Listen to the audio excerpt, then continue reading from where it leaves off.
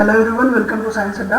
आज मैं आपके लिए मैटर इन आवर सराउंडिंग जो साइंस का चैप्टर नंबर 1 है क्लास 9 का, उसका लेक्चर नंबर 2 लेके आ गया हूँ। अगर आप इस वीडियो में नए हैं तो आप इसका लेक्चर नंबर 1 ज़रूर देख के आएँ। मैं जो बचा हुआ पार्ट है इस लेक्चर में कंप्लीट करा रहा हूँ। अगर आपको इसके क्वेश्चन आंसर भी चाहिए, इस चैप्टर के सारे क्वेश्चन में 1 बाय 1 सॉल्व कराऊँ, तो उसके लिए आप मुझे कमेंट सेक्शन में बता दें। वीडियो शुरू करने से मेरी आपसे एक रिक्वेस्ट है इससे पहले कि लाइक शेयर कर दें वीडियो को और चैनल को सब्सक्राइब कर दीजिए, ताकि आपको ऐसे और इंटरेस्टिंग वीडियो आगे मिलते रहें। तो चलिए शुरू करते हैं। लास्ट क्लास में हमने ये समझ लिया था कि जो हमारे मैटर होते हैं उसके 3 स्टेट्स होते हैं, सॉलिड, लिक्विड एंड गैसेस। तो अब हम ये पढ़ेंगे कि जो मैटर होता है क्या वो अपनी स्टेट को चेंज कर सकता है। हमारे पास सबसे बड़ा क्वेश्चन यही आता है, can matter change it's state?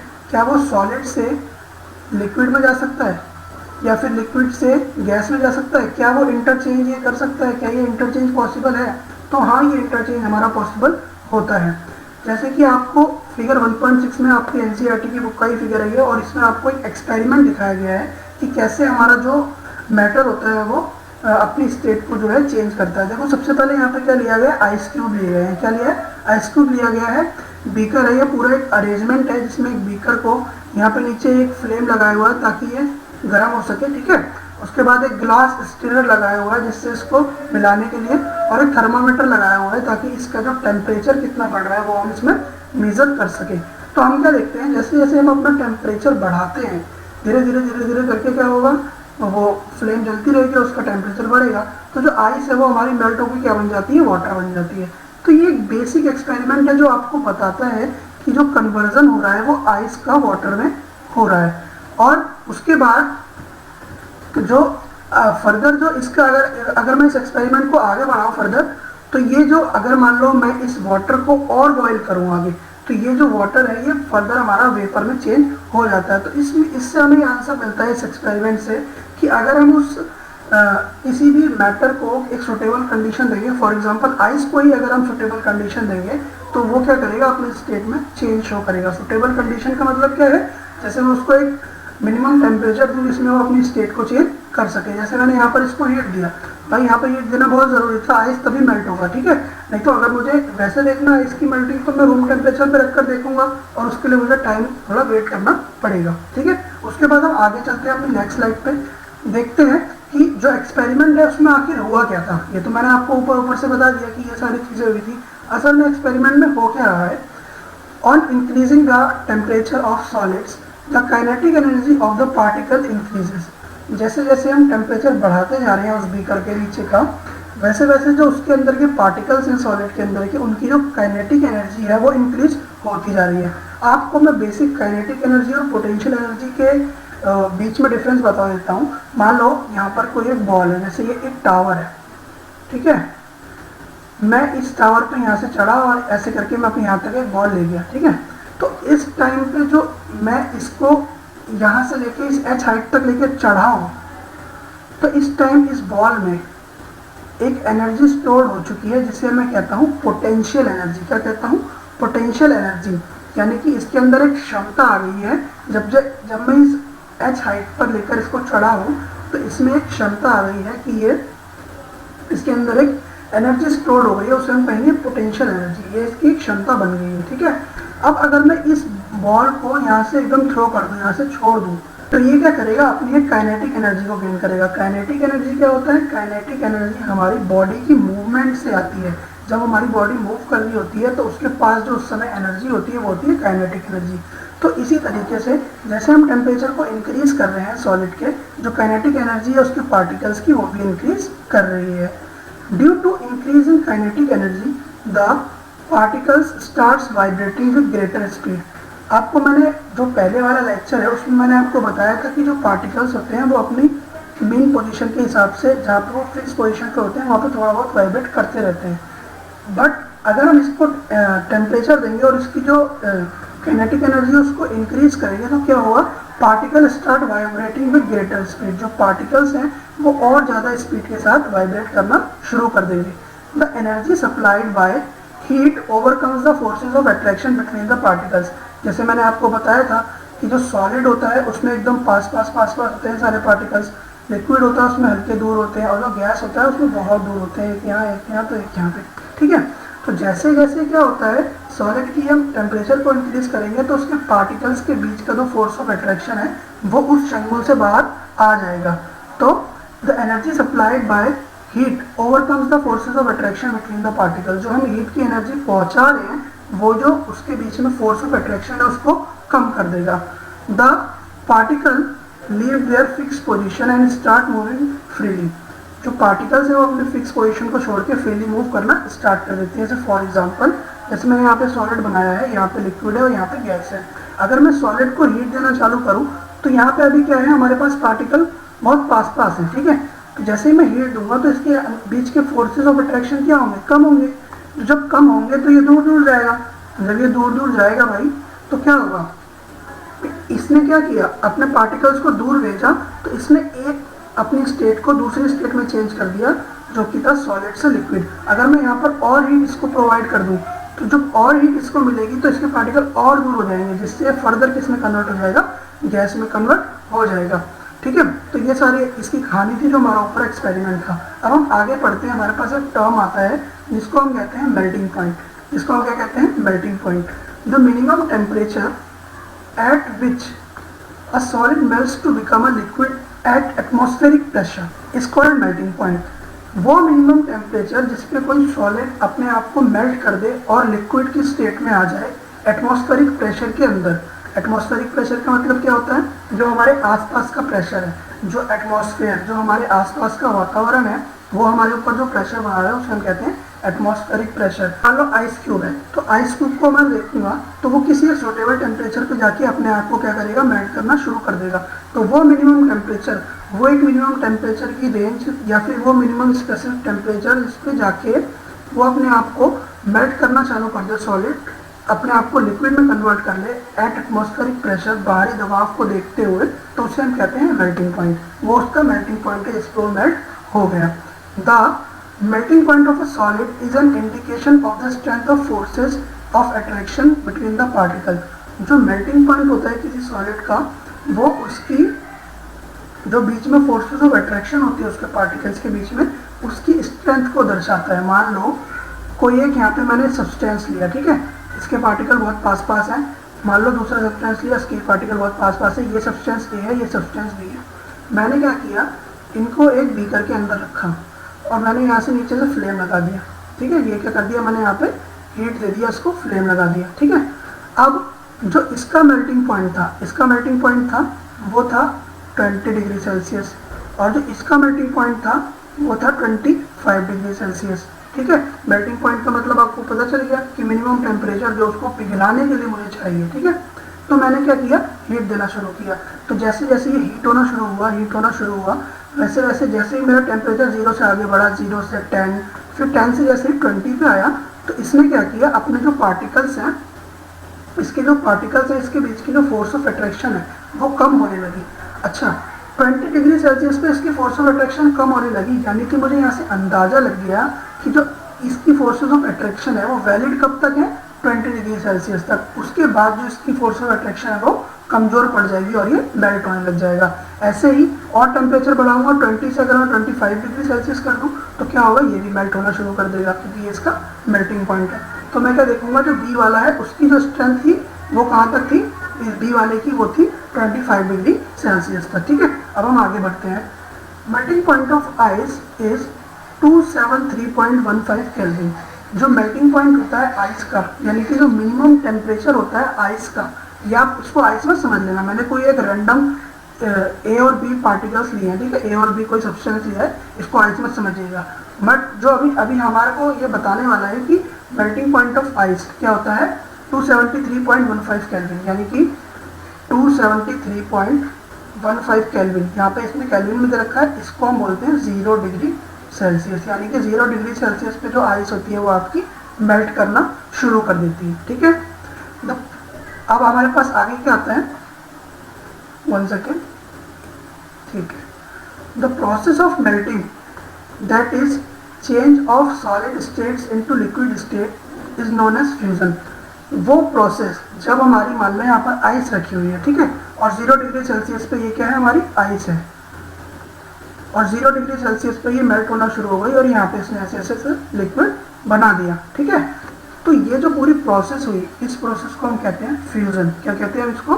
Fusion कहते हैं। Process of melting that is changing of solid state into liquid state, किसी भी चीज़ के केस में तो उसे हम क्या कहते हैं? फ्यूजन। बट जनरली किसके केस में हम बात करने वाले हैं यहाँ पे? वाटर के केस में, जिसमें हमारा आइस आता है। चलिए हम नेक्स्ट स्लाइड पे चलते हैं। अब देखिए हमारे पास क्या है, कॉन्सेप्ट ऑफ लेटेंट हीट हम समझने वाले हैं। देखो, when a solid melts its temperature remains the same, so where does the heat goes. कभी भी अगर आप देखोगे, जो हमने पीछे एक अपैरेटस अपना लगाया था, उसमें हमने यहाँ पे बकायदा सारी चीज़ें हमने की थी। यहाँ पे बीकर के साथ हमने यहाँ पे ये जो थर्मामीटर है, ये थर्मामीटर भी लगाया था। तो ये थर्मामीटर का यहाँ पर काम क्या था सर? ये थर्मामीटर बेटा क्या काम कर रहा है? ये जो थर्मामीटर काम कर रहा है उसी की वजह से ये हमारा जो क्वेश्चन है अगला, जीके वाला क्वेश्चन मैं आपको बता रहा हूँ, ये अराइज हुआ है। थर्मामीटर है उसका काम क्या होता है? टेम्परेचर को नापना। बट जब मैंने देखा कि जो हमारी आइस थी वो मेल्ट कर रही थी, जैसे जैसे वो मेल्ट कर रही थी, यानी कि अभी आइस वाटर में नहीं बदली, अभी सिर्फ वो मेल्ट हो रही है। मान लो मैंने 20 आइस के क्यूब रखे गए, तो उसमें से 5 कम हो गए, फिर भी धीरे धीरे करके मेल्ट हो रही है, 5 कम हो गए, फिर 10 कम हो गए, और कम हो गए कहाँ जा रहे हैं? वो लिक्विड बन रहा है, ठीक है। तो ये सारी चीज़ें हो रही हैं। तो अब यहाँ पर हमारा एक क्वेश्चन आता है कि जब हमने थर्मामीटर लगा रखा था तो उसमें मेरे को कोई टेम्परेचर चेंज देखने को नहीं मिला। जब आइस क्यूब्स हमारे मेल्ट हो रहे थे तो मुझे जो उस बीकर में है कोई टेम्परेचर चेंज देखने को नहीं मिला, बट स्टिल जो मेरी हीट है वो जा रही थी। अब वो हीट जा रही थी तो वो कहाँ जा रही थी? ऑब्वियस सी बात है, वो हीट जो जा रही थी वो हमारी आइस क्यूब को मेल्ट करवा रही थी, बट उससे कोई टेम्परेचर का इंक्रीमेंट नहीं हुआ। जो हमारी आइस क्यूब, जो हमारी हीट जा रही थी वो आइस क्यूब में जा रही थी और उसके जो फोर्सेस ऑफ अट्रैक्शन है उसको कमज़ोर कर रही थी, मगर जो हमारा इंक्रीज इन टेम्परेचर है वो नहीं हुआ। तो इस तरीके की जो हीट होती है, भाई हमारी हीट तो गई ना, मगर हमने थर्मामीटर में देखा कि हमारा टेम्परेचर तो बढ़ा ही नहीं। टेम्परेचर नहीं बढ़ा तो ये जो हीट हमने दी, एक्स्ट्रा हीट गई कहाँ? तो ये जो हीट होती है, एक्स्ट्रा हीट होती है, इसे हम कहते हैं लेटेंट हीट। लेटेंट मतलब छुपी हुई हीट। तो ये छुपी हुई हीट कहाँ पर गई? हमारे जो आइस के क्यूब्स थे उसके बीच के फोर्स ऑफ अट्रैक्शन को कम करने में, उसको लिक्विड फॉर्म में लाने में। और जब वो लिक्विड में आ जाएगा देन फिर जो फर्दर हीट उसे मिलेगी उससे वो अपना टेम्परेचर राइज करेगा, ठीक है। तो ये बीच की जो हीट थी वो जाती है हमारी लेटेंट हीट की तरह। अब हम आगे चलते हैं। देखिए लेटेंट हीट के बारे में मैंने यहाँ पर सारी चीज़ें आपको समझाई हुई हैं। लेटेंट हीट क्या होता है? The words latent means hidden. Latent मतलब क्या होता है? हिडन, यानी कि जो छुपी हुई हीट होती है। जैसे हमने देखा कि टेम्परेचर तो इंक्रीज नहीं हुआ थर्मामीटर में, बट फिर भी उसने हीट का यूटिलाइजेशन किया, तो ये हीट जो छुपी हुई हीट है वो कहाँ गई, ठीक है। तो हम देखो, इसको मैं आगे समझाता हूँ आपको। During the experiment of melting that the temperature of system does not change, temperature change नहीं हुआ after the melting point is reached, ठीक है, till all the ice melts. This happens even though we continue to heat the beaker, that is we continue to supply heat. The heat gets up used in changing the state by overcoming the forces of attraction between the particles. कुछ समझ में नहीं आया? अब मैं समझाता हूँ, ध्यान से देखिए। इसने भी वही बात बताई है जो अभी तक मैंने आपको समझाया कि जितनी भी मैंने अपनी हीट दी वो एक स्टेट को चेंज करने, सॉलिड से लिक्विड स्टेट को चेंज करने में गई, उससे कोई टेम्परेचर का इंक्रीज नहीं हुआ। इस सारी इंग्लिश का मतलब वही है, ठीक है। As this heat energy is absorb by ice without showing any rise in temperature, जो ये हीट एनर्जी है वो आइस ने एब्जॉर्ब करी और कोई राइज इन टेम्परेचर नहीं दिखाया। It is considered at it get hidden into the content of beaker. तो इससे हमें क्या पता चला कि जो हीट थी वो कहाँ पे जाके छुप गई, जो बीकर के कंटेंट थे उसमें जाके, इसलिए उसको हम क्या कहते हैं? लेटेंट हीट कहते हैं। लेटेंट हीट का मतलब छुपी हुई हीट जो हमारी टेम्परेचर को राइज में, टेम्परेचर में इंक्रीमेंट नहीं दिखाती है, तो उसे हम कहते हैं लेटेंट हीट। अब देखो लेटेंट हीट दो तरीके की होती है हमारे पास। एक होता है लेटेंट हीट ऑफ फ्यूजन, एक होता है लेटेंट हीट ऑफ वेपराइजेशन। देखो हमारे पास बेसिकली जो स्टेट का चेंज होता है वो दो ही जगह देखा जाता है। देखो, या तो अगर जो सॉलिड है वो लिक्विड में कन्वर्ट हो रहा होगा, या फिर जो लिक्विड है वो फर्दर गैस में कन्वर्ट हो रहा होगा, ठीक है। तो यहाँ पे जब जिस हीट की स्टडी करते हैं उसे हम कहते हैं फ्यूजन, और यहाँ पे जो छुपी हुई हीट होती है उसे हम कहते हैं लेटेंट हीट ऑफ फ्यूजन। उसे हम क्या कहते हैं? Latent heat of fusion. और जो यहाँ पे हम जो हमारी हीट होती है उसकी स्टडी करते हैं उसे हम कहते हैं लेटेंट हीट ऑफ वेपराइजेशन, क्या कहते हैं हम, लेटेंट हीट ऑफ वेपराइजेशन, क्योंकि जो लिक्विड है वो गैस में फर्दर कन्वर्ट हो रहा है, ठीक है।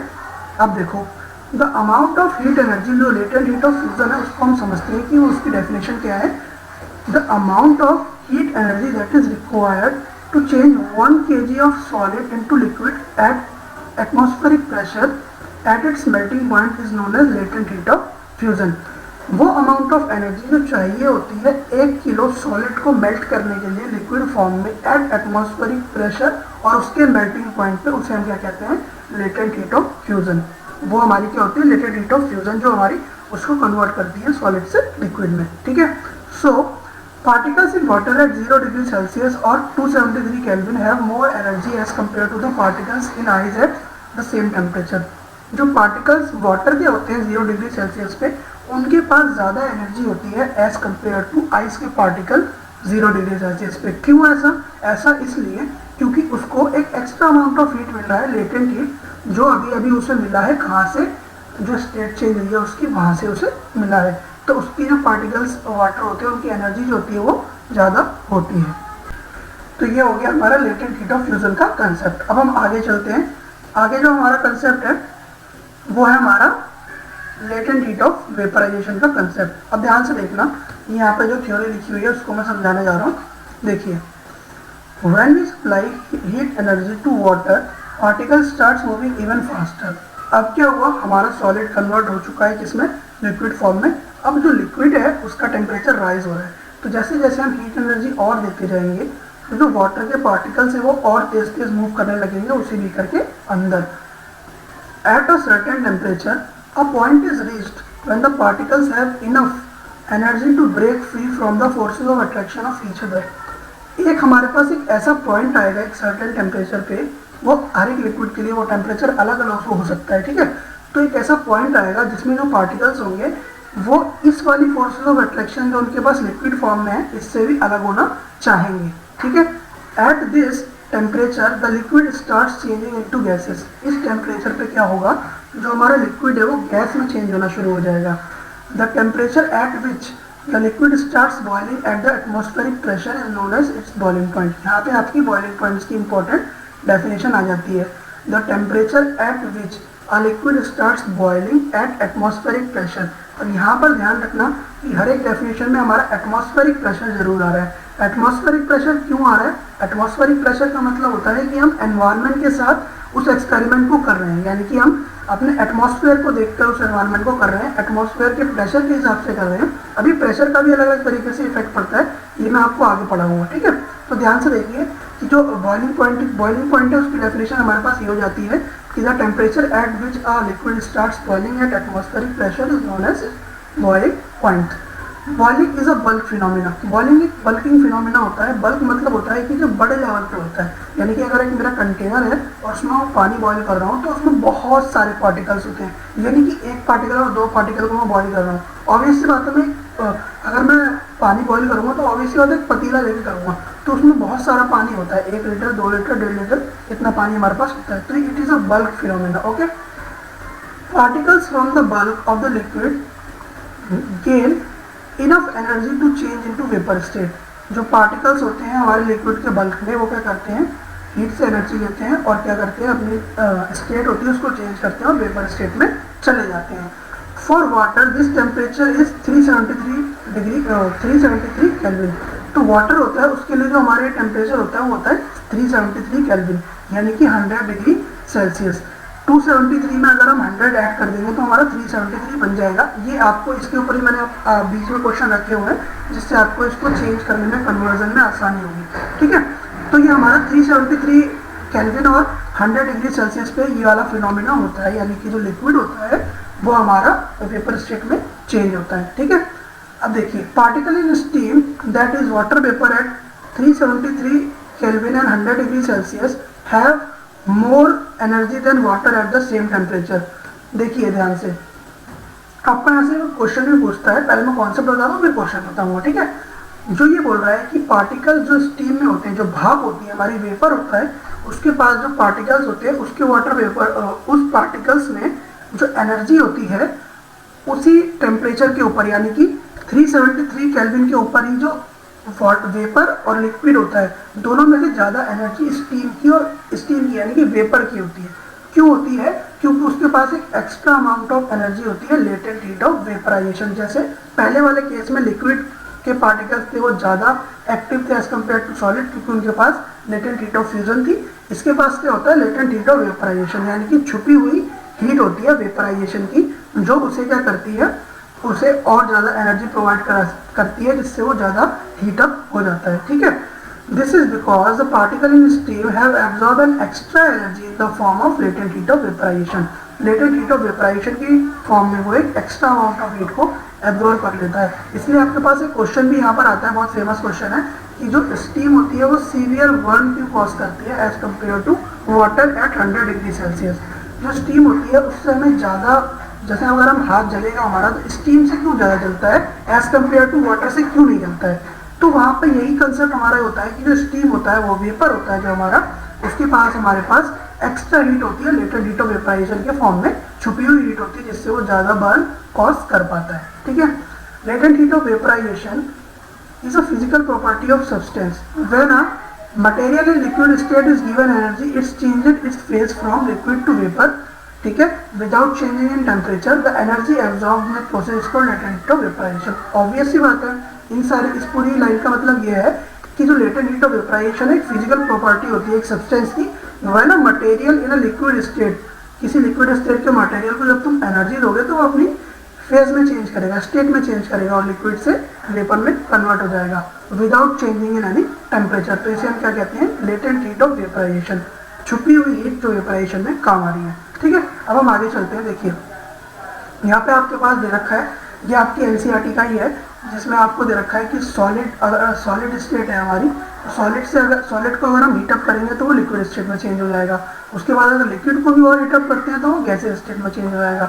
फर्दर अगर हम गैसियस स्टेट को अगर कूल कर दें, यानी कि उसका टेम्परेचर डाउन कर दें, तो वो लिक्विड में आ जाएगा, और लिक्विड को भी कूल कर दें तो वो दोबारा आपका सॉलिड का स्टेट ले सकता है, और लेता भी है। ऑब्वियस सी बात है, जैसे कि हम आइस के केस में बहुत अच्छा एग्जांपल है, आप आइस को देख सकते हैं फ्रिज में रखकर। ठीक है, अब हमारे पास यहाँ पे एक ग्राफ आता है, जो हमारा ग्राफ है आपके, अब हमारे पास यहाँ पे एक ग्राफ आता है जो आपकी एनसीईआरटी में नहीं है, मगर एक बहुत इंपॉर्टेंट ग्राफ है आपको सारे कंसेप्ट को समझने के लिए, जो आपको फेज चेंज में अभी आ रहे थे। ठीक है, अब ध्यान से देखना, इस ग्राफ को मैं समझाता हूँ आपको। ये जो आपका ग्राफ है, इसके एक्स एक्सिस पे क्या है? हीट है, और जो इसका वाई एक्सिस है इस पे क्या है? टेम्परेचर है। ठीक है, ध्यान से देखना। इसके लिए मैं एक अच्छा एग्जांपल लेता हूँ, जो हमारा आइस हो सकता है। आइस एक हमारा बहुत अच्छा एग्जांपल है फेज चेंज को और टेम्परेचर चेंज को समझने के लिए।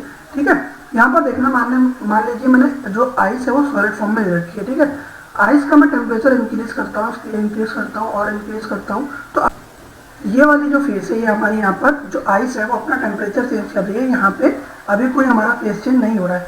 जब जो हमारी आइस है वो इस स्टेज पे पहुँच जाएगी, तो इस स्टेज पे आके वो क्या होगा? लिक्विड में कन्वर्ट होना शुरू हो जाएगी। ये वाली जो आपकी स्टेज दिख रही है, इस स्टेज पे आके क्या होगा? जो हमारी आइस है वो लिक्विड में कन्वर्ट होना शुरू हो जाएगी। अब ध्यान से देखना कि यहाँ पे हीट का यूटिलाइजेशन तो हो रहा है, यहाँ पे हीट का यूटिलाइजेशन तो हो रहा है, बट यहाँ पे टेम्परेचर में आपको कोई इंक्रीज दिख रहा है? नहीं दिख रहा।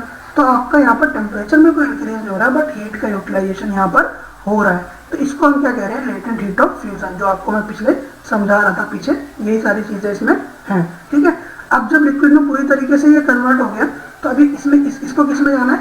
अब इसको जाना है गैस में। इसको किस में जाना है? अपना लिक्विड है। अब जब लिक्विड होगा हमारा, जो उस लिक्विड को अपना टेम्परेचर राइज करना होगा, और अगर हम हीट देते जाने तो अब जो लिक्विड है उसका टेम्परेचर राइज होगा। यहाँ से लेकर यहाँ तक जो हमारा लिक्विड है उसका जो टेम्परेचर है वो राइज हो रहा है। ठीक है, इस पॉइंट पे आके क्या होगा? टेम्परेचर जितना राइज होना होगा वो हो जाएगा, और इस स्टेज पे आके जो हमारा लिक्विड है वो अपनी फेस को चेंज करेगा। ठीक है, इस स्टेज पे आके जो हमारा लिक्विड है वो अपनी फेस को चेंज करता है। जब यहाँ पर आके वो क्या करेगा? एक एक्स्ट्रा अमाउंट ऑफ हीट लेगा। ये जो इतना बीच का गैप है, इसमें वो जो extra amount of heat utilise करेगा, ये जो हमारी एक्स्ट्रा अमाउंट ऑफ हीट है, इसे हम कहते हैं लेटेंट हीट ऑफ वेपराइजेशन, जो वो यूटिलाइज करेगा गैसियस स्टेट में बदलने के लिए। ठीक है, अब क्या होगा? अगर हम और हीट देते हैं तो सिर्फ गैस का टेम्परेचर बढ़ेगा, और फर्दर स्टेट में हमारी कोई चेंज नहीं आएगा। ठीक है, तो ये आपका ग्राफ होता है, सिंपल ग्राफ होता है, इसमें कोई ज़्यादा इफेक्ट नहीं है, ये एक सिंपल ग्राफ है आपको समझाने के लिए कि लेटेंट हीट ऑफ फ्यूजन क्या होता है, लेटेंट हीट ऑफ वेपराइजेशन क्या होता है। अच्छा, अगर आप ध्यान से देखेंगे इस ग्राफ में तो लेटेंट हीट ऑफ वेपराइजेशन है, जो इसका ग्राफ है यहाँ से लेके अगर मैं यहाँ तक आपको दिखाऊं, इसका जो ग्राफ है वो इसके कंपैरिजन में ज़्यादा बड़ा है। इस ये वाला जो ग्राफ है वो इसके कंपैरिजन में ज़्यादा बड़ा है, इसलिए जो लेटेंट हीट ऑफ वेपराइजेशन होती है वो बड़ी होती है लेटेंट हीट ऑफ फ्यूजन से। हमेशा जो लेटेंट हीट ऑफ वेपराइजेशन की वैल्यू होगी किसी भी लिक्विड के लिए वो हमेशा लेटेंट हीट ऑफ फ्यूजन से बड़ी होगी। ठीक है, अब हम आगे चलते हैं। हमारे पास आगे क्या है, कुछ न्यूमेरिकल्स हैं। देखिए, numericals on conversion of temperature, जो टेम्परेचर का कन्वर्जन है केल्विन से सेल्सियस में कैसे करते हैं, सेल्सियस से केल्विन में कैसे करते हैं, ये सारा कन्वर्जन हमें दिया गया है। ठीक है, उससे पहले हमें समझना होगा kelvin is the SI unit of temperature at 0, यहाँ पर डिग्री होगा, एट 0 डिग्री सेल्सियस 273.15 केल्विन होता है, यानी कि 0 डिग्री सेल्सियस का मतलब है 273.15 केल्विन। ठीक है, for convenience we take 0 degree Celsius at 273 kelvin, 1.15 को हम नहीं लेते हैं। ठीक है, यहाँ पे हम 273 केल्विन लेते हैं ओनली। ठीक है, अब ध्यान से देखना, 300 केल्विन है उसको डिग्री सेल्सियस में कन्वर्ट करना है। ठीक है, तो मेरे को क्या करना पड़ेगा भाई, 0 डिग्री सेल्सियस का मतलब क्या उतना कितना होता है, 273.15 केल्विन, इसको मैं 273 लेके चलूंगा। तो 300 केल्विन को अगर मेरे को डिग्री सेल्सियस में कन्वर्ट करना है तो मैं कैसे करूँगा, ध्यान से देखना। 0 डिग्री सेल्सियस होता है वो क्या होता है, 273 केल्विन होता है। ठीक है, अब मुझे क्या करना है, 300 केल्विन को कन्वर्ट करना है किसमें, डिग्री सेल्सियस में। ठीक है, तो इसका मतलब होता है कि ये 0 डिग्री सेल्सियस है, 273 का केल्विन का मतलब है ये 0 डिग्री सेल्सियस है। ठीक है, अगर हम 273 में मैं कितना जोड़ दूं, ये 300 हो जाएगा। ध्यान से देखना, 273 यानी कि 0 डिग्री सेल्सियस में मैं कितना जोड़ दूं एक्स अमाउंट और कि ये 300 केल्विन हो जाएगा। तो ध्यान से देखना, अगर मैं इसमें 27 ऐड कर दूंगा तो ये 300 केल्विन बन जाएगा। तो अगर मैं इधर 27 सॉल्व कर रहा हूँ और यहाँ पे हमारा एक इक्वल टू का साइन है, तो मुझे इस 0 के साथ भी 27 डिग्री सेल्सियस जोड़ना पड़ेगा। ठीक है, तो अब इससे मुझे पता लग गया कि जो ये 27 डिग्री सेल्सियस है, 27 डिग्री सेल्सियस का ही मतलब होता है 300 केल्विन, क्योंकि मुझे 273 से 300 तक पहुंचने के लिए उसमें 27 ऐड करना पड़ता है। और अगर ये दोनों इक्वल है, ऑब्वियसली बात है, जो कि है 0 डिग्री सेल्सियस 273 केल्विन के इक्वल है, तो अगर ये दोनों इक्वल है तो जितना हमने इधर ऐड किया है उतना ही हमें इधर ऐड करना पड़ेगा। तो ये हो जाएगा 27 डिग्री सेल्सियस, जो 300 केल्विन होता है वो 27 डिग्री सेल्सियस होता है। तो यहाँ पे हम इसका आंसर लिख देंगे 27 डिग्री सेल्सियस। अब हम करते हैं अपना अगला क्वेश्चन, जो हमारा है 573 केल्विन को डिग्री सेल्सियस में चेंज करना है। ठीक है, तो वैसे ही करेंगे जैसे हमने अपना फर्स्ट क्वेश्चन किया है, वैसे ही हम इसको भी करेंगे। क्वेश्चन नंबर 2, यहाँ पे बोला है कि 573 केल्विन को मुझे चेंज करना है डिग्री सेल्सियस में। ठीक है, तो मेरे को पता है कि जो 0 डिग्री सेल्सियस होता है उसका मतलब क्या है, 273 केल्विन। ठीक है, तो जैसे पहले क्वेश्चन में किया था, यहाँ पर मैं एक तरीका और लगा सकता हूँ कि जितना भी मुझे 573 केल्विन दे रखा है, जितना भी मुझे केल्विन में दे रखा है, उसमें से मैं 0 डिग्री सेल्सियस में जो केल्विन में वैल्यू होती है उसको अगर मैं माइनस कर दूँ तो जो मेरा आंसर आएगा वही मेरा डिग्री सेल्सियस का आंसर होगा। जैसे कि यहाँ पे 573, अब इस 573 में से मैं 273 माइनस कर दूंगा तो क्या आंसर आएगा, 300 डिग्री सेल्सियस। तो जो हमारा 300 ये आंसर आया, ये आंसर है 300 डिग्री सेल्सियस, जो कि 573 केल्विन का कन्वर्जन है। ठीक है, तो क्या करना होता है, जो टेम्परेचर हमें गिवन है उसमें से हमें 273 को माइनस कर देना होता है। केल्विन में जो भी टेम्परेचर गिवन है उसमें 273 माइनस कर दोगे तो हमारा डिग्री सेल्सियस का आंसर आ जाएगा। पहले वाले में भी मैं यही कर सकता था, यहाँ पे आप जो 300 है वहाँ से 273 माइनस करो। ठीक है, तो जो आंसर आएगा वो आएगा 27, जो इसका पहले वाले का आंसर था। ठीक है, तो ऐसे भी कर सकता हूँ मैं। उसके बाद क्या है, 250 डिग्री सेल्सियस को हमें केल्विन में चेंज करना है। क्या करना है, 250 डिग्री सेल्सियस को मुझे केल्विन में चेंज करना है।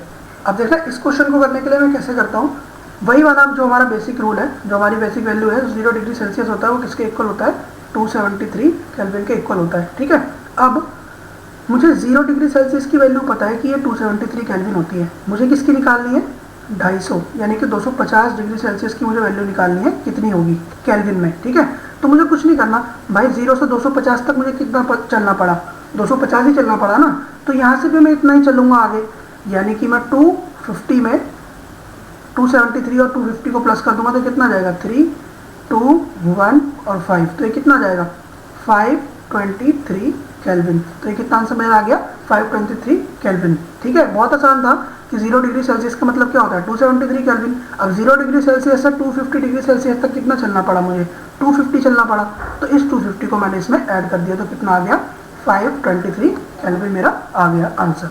अब हम करते हैं अपना next question solve. Next question क्या है 100 डिग्री सेल्सियस को मुझे केल्विन में चेंज करना है। अब 100 डिग्री सेल्सियस क्वेश्चन नंबर 4 मुझे क्या करना है 100 डिग्री सेल्सियस को मुझे केल्विन में चेंज करना है। ठीक है, अब ध्यान से देखना, जो 0 डिग्री सेल्सियस होता है उसकी वैल्यू तो मुझे पता है फिक्स है 273 केल्विन। ठीक है, अब मुझे 100 डिग्री सेल्सियस को चेंज करना है केल्विन के अंदर। अब ध्यान से देखो 0 से 100 तक जाने के लिए मुझे कितने यूनिट आगे चलना पड़ा 100 यूनिट चलना पड़ा ना, तो 100 यूनिट जो ये 100 है ये इसमें आके ऐड हो जाएगा, जब ये इसमें 273 100 का ऐड करेंगे तो ये कितना हो जाएगा 373 केल्विन। ठीक है, तो 100 डिग्री सेल्सियस की वैल्यू कितनी हो गई 373 केल्विन।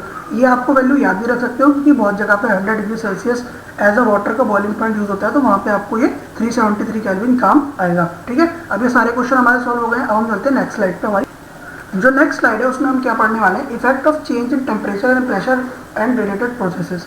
अब जो हमारी जितनी भी स्टेट हो रही है उसमें जो प्रेशर का और टेम्परेचर का जो इफेक्ट आता है उससे वो कैसे होता है और उससे रिलेटेड जो हमारी प्रोसेस होती है, जितनी भी प्रोसेस है जैसे हमारी फ्यूज़न है, सॉलिडिफिकेशन है, वेपराइजेशन है, कंडेंसेशन है, सब्लिमेशन है, डिपोजिशन है, ये सारी प्रोसेस को हम पढ़ने वाले हैं। उससे पहले मैं आपको फिगर 1.7 समझाता हूँ जिसमें आपको सब्लिमेशन ऑफ अमोनियम क्लोराइड दिखाया गया है। ठीक है, तो सब्लिमेशन ऑफ अमोनियम क्लोराइड में कुछ नहीं है, ये आपको एक बीकर दिया हुआ है, उसमें यहाँ पे एक कॉटन प्लग लगा दिया है कि जो कॉन्टेंट है वो बाहर ना जा सके। यहाँ पे आपको अमोनियम क्लोराइड सॉलिडिफाइड फॉर्म में दिखेगा। देखो यहाँ पे जो अमोनियम क्लोराइड है वो सॉलिडिफाइड फॉर्म में चिपका हुआ है इसके साथ। यहाँ पे ये अमोनियम क्लोराइड है सॉलिडिफाइड फॉर्म में, यानी कि एक सॉलिड फॉर्म में चिपका हुआ है। ठीक है, तो जैसे हम इसको हीट करेंगे तो अमोनियम क्लोराइड के वेपर से इसमें डायरेक्टली कन्वर्ट हो जाएंगे सॉलिड से गैस में। तो इस प्रोसेस को हम कहते हैं सब्लिमेशन, जो मैं आपको इसमें समझाने भी वाला हूँ वन बाय वन करके। ठीक है, तो ये प्रोसेस बस सिंपल सी है कि यहाँ पे सब्लिमेशन करके दिखाया हुआ है अमोनियम क्लोराइड के साथ। ठीक है, अब ध्यान से देखना, सबसे पहले जो हमारी प्रोसेस हमको दे रखी है वो है फ्यूजन। क्या है फ्यूजन, जो आप पहले भी पढ़ चुके हो। Process of conversion of solid state into liquid state is known as fusion. Solid state से लिक्विड स्टेट में कन्वर्ट होने की जो प्रोसेस होती है किसी भी चीज़ की उसको हम कहते हैं फ्यूजन। मोस्टली हम वाटर के केस में यहाँ पर डील कर रहे हैं तो वाटर को लेकर चलेंगे। उसके बाद होता है solidification. Reverse process of fusion is called solidification. जो सॉलिडिफिकेशन होता है वो रिवर्स प्रोसेस होता है हमारा फ्यूजन का। आपकी बुक में एक डायग्राम भी बना हुआ है जो कुछ ऐसे करके दिया हुआ है, वो सॉलिड से लिक्विड फिर लिक्विड से गैस की तरफ दिया हुआ है, तो वहाँ पे ये सारे प्रोसेसेस के नाम लिखे हुए हैं, उसके जरिए भी आप इसको बहुत अच्छे से समझ सकते हो जितनी भी डेफिनेशन है। तो सॉलिडिफिकेशन क्या होता है, एक रिवर्स प्रोसेस होता है हमारा फ्यूजन का। उसके बाद है वेपराइजेशन, लिक्विड का गैस में बदलना एट इट्स बॉइलिंग पॉइंट। ये चीज़ आप ध्यान रखना कि जो वेपराइजेशन होता है वो सिर्फ लिक्विड के बॉइलिंग पॉइंट पर ही वर्क करेगा। वेपराइजेशन का प्रोसेस बॉइलिंग पॉइंट पर ही होता है। लिक्विड का कन्वर्जन गैस में उसके बॉइलिंग पॉइंट पे क्या कहलाता है, वेपराइजेशन। कंडेंसेशन क्या होता है, रिवर्स प्रोसेस ऑफ वेपराइजेशन, यानी कि गैस से जब दोबारा लिक्विड बनेगा तो वो कंडेंसेशन कहलाएगा। उसके बाद सब्लिमेशन, जो कि मैंने आपको अमोनियम क्लोराइड के केस में समझा दिया था। सब्लिमेशन क्या होता है, डायरेक्ट कन्वर्जन होता है सॉलिड का गैस में, उसको हम सब्लिमेशन कहते हैं। ठीक है, उसके बाद हमारे पास आती है प्रोसेस डिपोजिशन की, रिवर्स प्रोसेस ऑफ सब्लिमेशन, यानी कि गैस से फिर दोबारा सॉलिड का बनना क्या होता है, डिपोजिशन का प्रोसेस होता है। अब आपको बीच में मैं एक यूनिट समझाना चाहता हूँ यहाँ पे, जिसका नाम है एटमॉस्फेयर, एटमॉस्फेरिक प्रेशर, जिसको हम बोलते हैं ना एटीएम के नाम से हमें जानी जाती है। एटीएम क्या होता है, ATM is the unit of measuring pressure exerted by gas. जो गैस हमारा प्रेशर दबाव डालती है, जैसे हमारी ये एनवायरनमेंट है, इस एनवायरनमेंट में बहुत सारी गैसेज है, तो ये जो गैसेज है ये हमारे ऊपर कुछ ना कुछ दबाव डालती रहती हैं। ठीक है, तो ये जो दबाव है, जो इसकी मेजरमेंट है वो किसमें होती है, एटीएम में होती है। एटमॉस्फेरिक प्रेशर को हम मेजर किसमें करते हैं, एटीएम में मेजर करते हैं। The unit of pressure is pascal. जो प्रेशर है उसकी यूनिट क्या होती है, पास्कल होती है। तो जो एक एटीएम होता है, जो एक एटमॉस्फेरिक एक एटीएम होता है, उसकी वैल्यू कितनी होती है, 1.01 इंटू 10⁵। यहाँ पे थोड़ा गलत लिखा हुआ है, ये होता है, ये एक्चुअली होता है 1 atm is equals to 1.01 into 10⁵ pascal.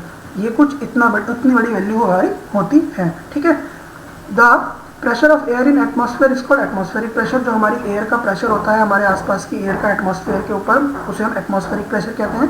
Atmospheric pressure at sea level is 1 atmosphere and is taken to as normal atmospheric pressure. जो 1 atm होता है, 1 atm यानी कि 101 यानी कि 1.01 इंटू 10⁵ पास्कल होता है, वो हमारा एक नॉर्मल एटमॉस्फेरिक प्रेशर होता है जो हमारे एटमॉस्फेयर में पाया जाता है सी लेवल पर। सी लेवल का मतलब क्या है कि समुद्र तल से जो हमारे पास एकदम लोएस्ट ऊंचा वो होती है, हमारी जो ज़मीन होती है उससे लेकर देखें तो हमारा 1 atm प्रेशर होता है वहाँ पे। अब नेक्स्ट स्लाइड पे हम लोग चलते हैं। नेक्स्ट स्लाइड पे हम लोग बात करेंगे प्रोसेस की, जो है इवेपोरेशन। इवेपोरेशन को हम थोड़ा पढ़ते हैं कि इस थ्योरी में क्या दिया गया, उसके बाद मैं आपको समझाता हूँ अच्छे तरीके से। We know that the particles of matter are continuously moving and are never at rest। हमें पहले से ही पता है कि हमने पहले भी लेक्चर्स में देखा है कि जो पार्टिकल्स मैटर के होते हैं वो कॉन्टिन्यूसली मूव करते हैं, और अगर आप उसको हीट दोगे तो वो और तेज तेज मूव करेंगे। At a given temperature in any gas, liquid और solid, these are particles with different amount of kinetic energy. Solid, liquid और गैस के पास जो ये पार्टिकल्स होते हैं इनके पास किसी एक सर्टेन अमाउंट ऑफ टाइम में एक कुछ वैल्यू होगी काइनेटिक एनर्जी की, ठीक है। In case of liquid, a small fraction of particle at the surface having higher kinetic energy. जब हम किसी भी एक पर्टिकुलर टेम्परेचर पे जो लिक्विड होता है उसके सरफेस पे जो पार्टिकल प्रेजेंट होते हैं, जैसे कि मान लीजिए ये एक हमारा ये बाल्टी है, ये बीकर है, कुछ भी है इसको मान सकते हैं, तो इसकी जो सरफेस पे, यहाँ पे जो सरफेस पे पार्टिकल प्रेजेंट होते हैं, अगर हल्के से भी इसको टेम्परेचर मिलेगा तो ये जो पार्टिकल्स होते हैं इनकी जो काइनेटिक एनर्जी होती है वो हाइयर हो जाती है and is able to break away from the forces of attraction of other particle. तो जो और पार्टिकल के साथ, ये जो नीचे वाले पार्टिकल के साथ फोर्सेज ऑफ अट्रैक्शन में होती हैं, इसको ये तोड़ देती हैं। क्या कर देती हैं? तोड़ देती हैं और ऊपर की तरफ उड़ जाती हैं। क्या करती है? ऊपर की तरफ ये ऐसे उड़ जाती हैं किसी भी सर्टेन अमाउंट ऑफ टेम्परेचर में। 25 हो सकता है, 30 हो सकता है, 40 हो सकता है, ठीक है। और फिर ये क्या करती हैं? कन्वर्ट हो जाती हैं वेपर में। किसमें कन्वर्ट हो जाती हैं? वेपर में। This phenomena of changing of liquid into vapors at any temperature below its boiling point is called evaporation। boiling point से नीचे change of liquid into vapors at any temperature below its boiling point, boiling point से नीचे किसी भी temperature पे जो change होता है लिक्विड का वेपर के अंदर, उसे हम कहते हैं इवेपोरेशन। अब जो इवेपोरेशन है और वेपराइजेशन है, इसमें यही एक बड़ा फर्क है। जो वेपराइजेशन होता है वो बॉइलिंग पॉइंट के ऊपर होता है किसी भी लिक्विड के, और जो इवेपोरेशन है वो एक रैंडम प्रोसेस है, वो किसी भी टेम्परेचर के ऊपर हो जाता है, but the temperature should be below the boiling point, ठीक है। तो ये हमारा इवेपोरेशन हो गया। अब हम नेक्स्ट स्लाइड पे चलते हैं। नेक्स्ट स्लाइड हमें क्या बता रही है? यहाँ पर हम चलते हैं यहाँ पे। अब देखिए जो हमारे पास आते हैं जो फैक्टर्स होते हैं, फैक्टर इवेपोरेशन को क्या क्या फैक्टर अफेक्ट कर सकते हैं, या फिर किस वजह से इवेपोरेशन ज़्यादा होगा, कौन इसे कम करेगा इवेपोरेशन को, ये सारे हमारे पास फैक्टर्स होते हैं, ठीक है। अब ध्यान से देखना।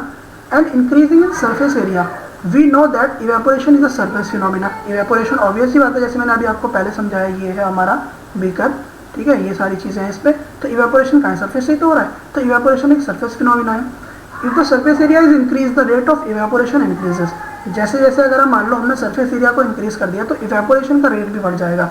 इसका बहुत अच्छा एग्जांपल है, जैसे आप लोग घर में क्या होता है कि कपड़े अगर आपने धोए हैं, ठीक है, कपड़े वगैरह आपने मम्मा धोती होगी, तो कपड़े धोए हैं, अगर आप उसको ऐसे ही एकदम उसको गमोच के रख दोगे, उसको एकदम बांध के रख दोगे, तो वो क्या होगा? वो सूखेगा नहीं जल्दी।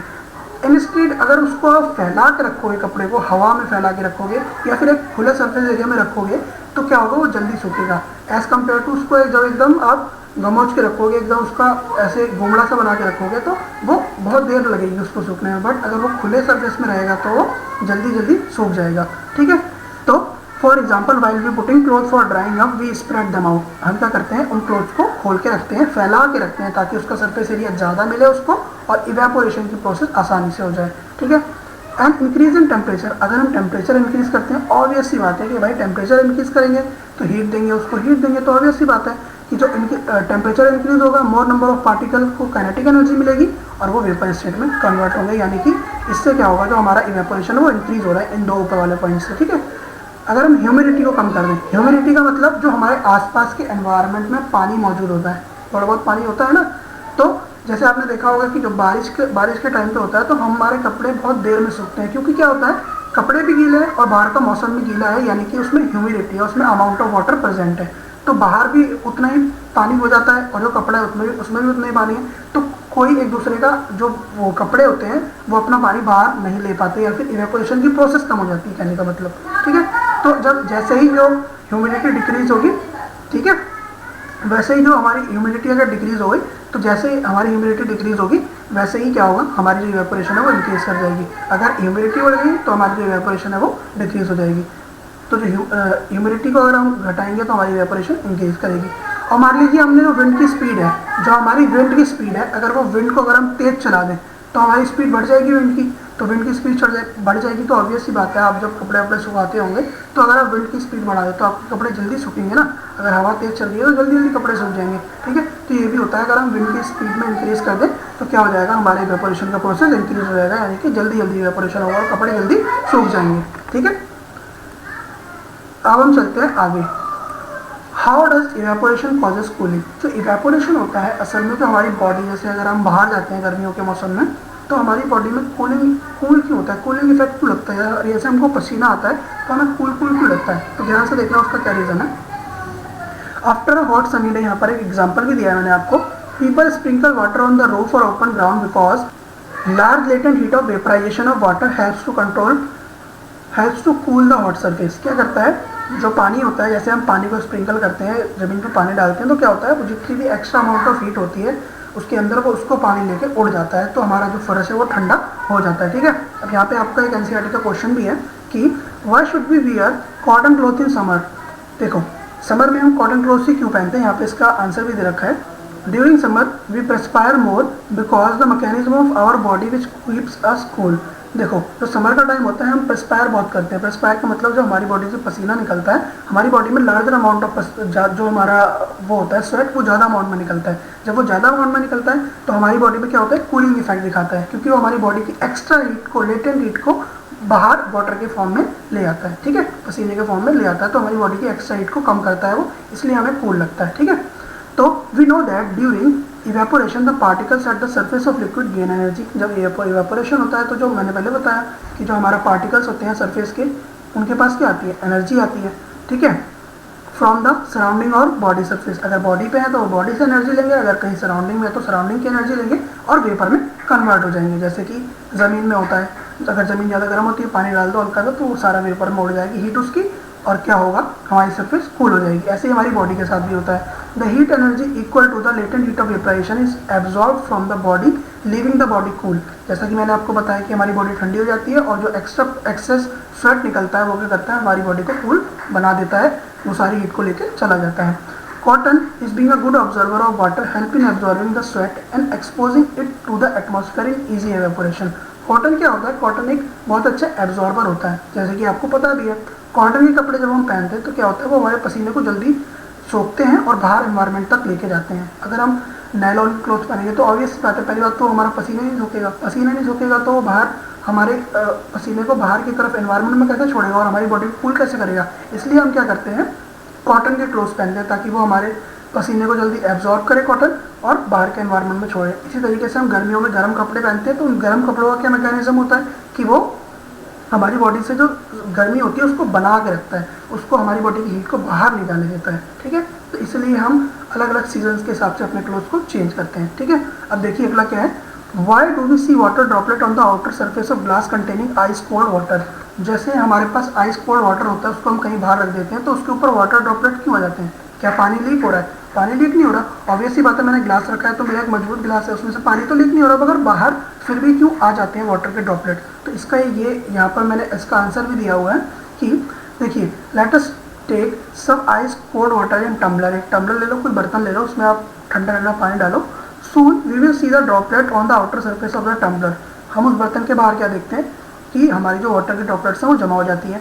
तो water vapour present in air on coming in contact with cold glass of water loses its energy and converted into liquid state which we see at water droplet। यहाँ पे मैं ये क्या समझाना चाह रहा है कि जैसे ही हम ठंडे पानी को रखते हैं तो एनवायरनमेंट एक्चुअली में हमारा उसके कंपैरिजन में गर्म होगा थोड़ा, ठीक है। तो क्या होता है, जो एनवायरनमेंट में जो वाटर की ड्रॉपलेट्स होती हैं वो उसके ऊपर आके इकट्ठा हो जाती हैं और अपनी हीट को रिलीज कर देती है उसके ऊपर, और उसके ऊपर आके जमा हो जाती है, ठीक है। तो इस तरीके से वो अपनी एनवायरनमेंट की हीट को रिलीज़ करके उसके ऊपर जमा हो जाती है। तो ये इसका रीज़न होता है। ठीक है, यहाँ पे लेक्चर खत्म होता है। आशा करता हूँ कि आपको पूरा चैप्टर समझ में आया होगा। लेक्चर 1 और लेक्चर 2 इसको पूरा देखिए पूरे चैप्टर को समझने के लिए। ठीक है, और अगर आपको वीडियो अच्छा लगा हो कमेंट्स करिए सेक्शन में, कमेंट सेक्शन में मुझे बताइए कि अगला चैप्टर में कौन सा लाऊं। वीडियो को लाइक करिए, शेयर करिए अपने दोस्तों तक, और इस चैनल को सब्सक्राइब करिए ताकि आगे आपको ऐसे अमेजिंग कंटेंट मिलते रहें। Thank you very much.